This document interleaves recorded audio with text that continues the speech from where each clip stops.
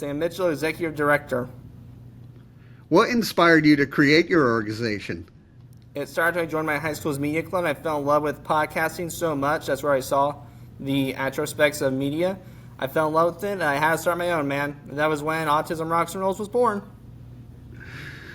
What's so exciting about podcasts to you? I was excited about podcasting to me is meeting the wonderful people I get to meet and the work. It's a production, and it doesn't take one day. It needs time. Can you tell me a little bit about your life journey? I can try. So my life journey began at 4 years old, and I was diagnosed with autism, dealt with all the fun stereotypes, exclusion, bullying. I wasn't happy. 15 years old, I considered drinking so I could pass out and not get through it. And then I finally felt better at 16 years old because my life began to change and I started making friendships and I just kept evolving to the person I am today, which I'm now in college, got a group of friends, and I'm going for broadcasting. How does it feel to, show there's positives of autism? It feels pretty good. It needs to be shown. Yeah. There's a whole population that is being mistreated for. I got a perfect example of this. I had a guest one time, and there's a wrestler, Raven. He stopped me in the interview within 5 minutes and said, "Wait a minute, you're autistic." He didn't know about those on the spectrum can be what society calls high functioning, which I hate that term. I would say it's just we have a more understanding of the world compared to some others. But even though they don't have an understanding, they can understand something still. I was in broadcasting for 20 years, working in local TV stations and stuff. What is it about broadcast that excites you?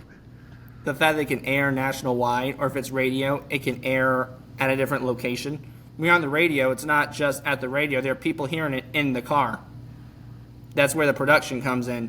It's not just here. It's on the computer, put it out there wherever, and it's going somewhere. It's going worldwide like the podcast, or it's going somewhere locally. It's not just in the studio, end of story. It's the studio's the starting point, but then it ends somewhere else. What is it like interviewing people? Fun, very fun. I get to know people more. I do my research though, so I don't come in with a blindsided. Yeah. How did you come up with the name for your podcast?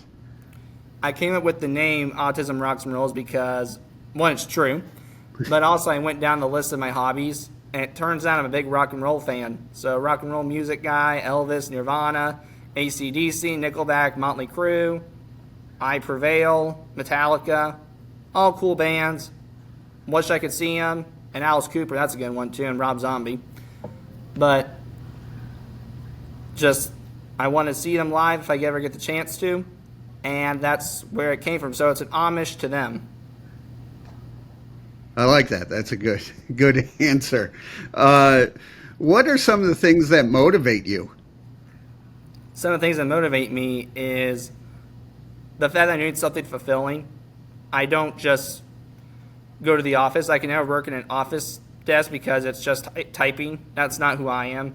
I'd rather get out and do something and maybe do a little bit of that, but get out of there eventually, or make it a part of it, but then add something to it. What do you do to help your own mental health? What do I do to help my own mental health is I basically do a lot of music therapy, which is rock and roll music therapy as well. So pretty much during the night evenings on weekdays, I try to get away from people and find a location to listen to rock and roll music where no one's around.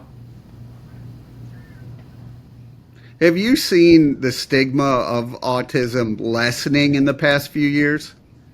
Yeah, but I don't think we're quite accepting. I think as a society we are more aware of it, but we're not as accepting. We still get ridiculed for stuff, but we know it's here to a point, and I will give props for that.